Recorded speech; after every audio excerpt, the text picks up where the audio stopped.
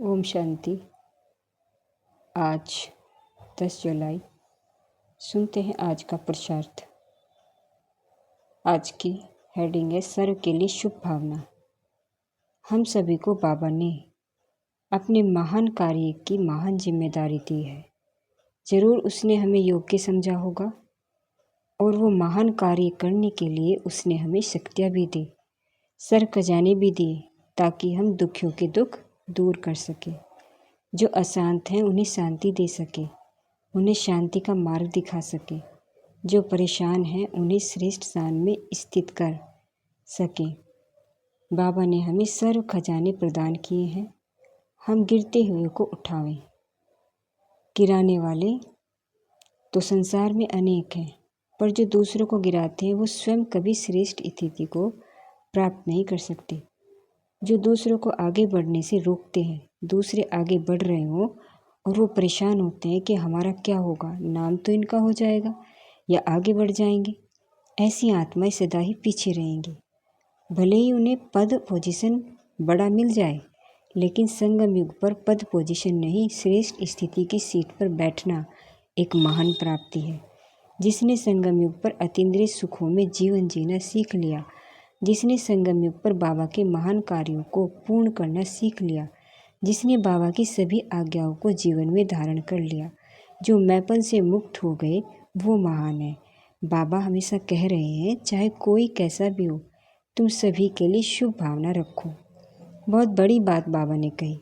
चाहे रावण से भी 1000 गुना कोई तुम्हारा दुश्मन हो, तुम उसके लिए भी शुभ भावनाएं रखो। हम सोचने लगते हैं कि हम ऐसा क्यों रखें, भला ऐसा हो सकता है क्या? लेकिन हमें सोचना यह चाहिए कि यह भगवान की आज्ञा है और उसकी आज्ञाओं को पालन करने में हमें बहुत बल मिलता है। हमारा कल्याण होता है, हमारे द्वारा सेवाएं होती हैं, क्योंकि आने वाले समय में सेवाएं केवल भाषण से नहीं होंगी। सेवाएं केवल उनके द्वारा होंगी जिन्होंने स्वयं में सर्व खजाने जमा किए होंगे, जिनका चित्त दूसरों के लिए शुभ भावनाओं से भर गया होगा, जो योग युक्त रहकर इस संसार से उपराम हो गए होंगे, बेहद के वैराग्य में आ गए होंगे। तो हमें आने वाले समय की चुनौतियों को स्वीकार करने के लिए अपने को हर तरफ से समेटकर व्यर्थ से मुक्त रखते हुए अब सर्व खजाने जमा कर लेने हैं। हे बाबा की बुद्धिमान आत्माओं, जिन्हें सद्विवेक प्राप्त हुआ है, वे आत्माएं अब संसार को देने के लिए तैयार हो जाएं।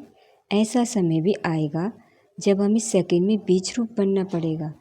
इससे हमसे बहुत अधिक शक्तियाँ चारों ओर वाइब्रेट होंगी और ये शक्तियाँ अनेक चीज़ों को परिवर्तन करेंगी। जैसे शस्त्र से शस्त्र को काटा जा सकता है, जैसे युद्ध में विमान को विमान से गिरा दिया जाता है, वैसे ही हमारे श्रेष्ठ वाइब्रेशंस लोगों के नेगेटिव वाइब्रेशंस को बहुत जल्दी सेकंड्स में समाप्त कर देंगे।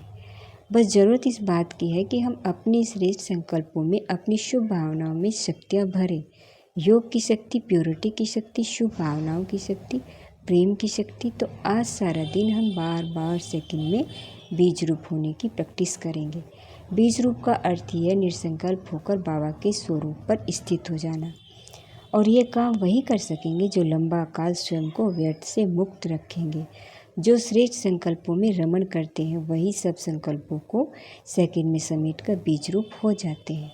तो आज बार बार बाबा के स्वरूप पर बुद्धि को स्थिर करेंगे और अनुभव करेंगे कि बाबा से रंग बिरंगी किरणों की पिचकारी, शक्तियों की पिचकारी मेरे ऊपर पड़ रही है।